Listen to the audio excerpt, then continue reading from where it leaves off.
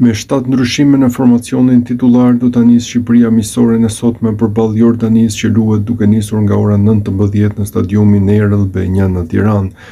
Tekniku Silvinho ka vendosur të lërë në stol për të pushuar 7 nga futbollistët që zbritën në fushën e Leskovcit për të mundur Serbinë, mes tyre dhe golashënuesin Rej Manaj. Nga i formacioni fitores historike, vetëm Kristian Aslani, Mario Mitaj, Julian Shehu dhe kapiteni Berat Gjimshiti do të zbresin sot në fushë nga minuta e parë.